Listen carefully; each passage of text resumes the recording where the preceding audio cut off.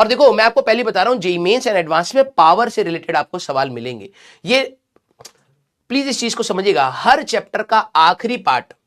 जब आप जनवरी में आएंगे, ठीक है, आप जितने भी सीरियस बच्चे होंगे प्लीज मेरी इस बात को याद कर लीजिएगा। मैं आपको बता रहा हूं, अगर जेईई मेंस में अगर आप देखेंगे आपको 30 to 40%, ये मैंने पर्सनली देखा है, 30 to 40% आपको ऐसे टॉपिक से सवाल मिलेंगे जो चैप्टर के जनरली लास्ट पार्ट से होते हैं,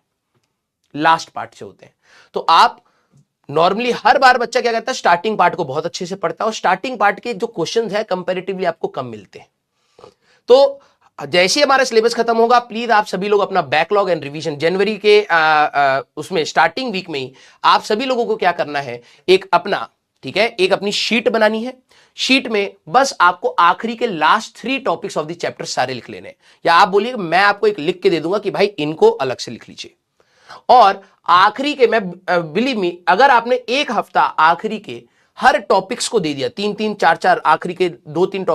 टॉपिक के ऊपर अलग से मेहनत कर ली, बिलीव मी ये बैक ट्रैकिंग होती है और इससे आपको बहुत ज्यादा इंपैक्ट पता लगेगा कि जेईई मेंस में लास्ट वाले पार्ट से भी बहुत सवाल आते हैं और बच्चे का जनरली हर चैप्टर का आखिरी वाला पार्ट वीक हो जाता है, क्योंकि वहां तक आते आते एनर्जी खत्म हो जाती है। तो जब एक बार चैप्टर खत्म हो जाएंगे, हम लोग बैक रिवीजन स्टार्ट करेंगे। किसी भी चैप्टर को रिवाइज करना है तो पहले से स्टार्ट नहीं करेंगे, एक बार तुम लोग कर चुके हो रिवीजन, है ना, हर बार स्टार्टिंग से करते हो, आखिरी में आते हैं जल्दी जल्दी निपटाओ यार, खत्म करो इसको रिवीजन, यही होता है। इस बार जब आप रिवीजन करेंगे तो रिवर्स रिवीजन होगी, मतलब लास्ट टॉपिक, क्योंकि आप पढ़ चुके हैं, कंसेप्चुअल पता है, लास्ट टॉपिक्स पर ज्यादा एनर्जी लगनी चाहिए as compare to first topics. और जब हम लोग क्वेश्चन की भी प्रैक्टिस करेंगे तो लास्ट टॉपिक्स के ऊपर आपके सवाल ज्यादा होने चाहिए। बिलीव मी, आपको अपने आप पावर फील होगी इस लास्ट टॉपिक्स की, ठीक है। तो जनरली बच्चे यहां पर छोड़ देते हैं,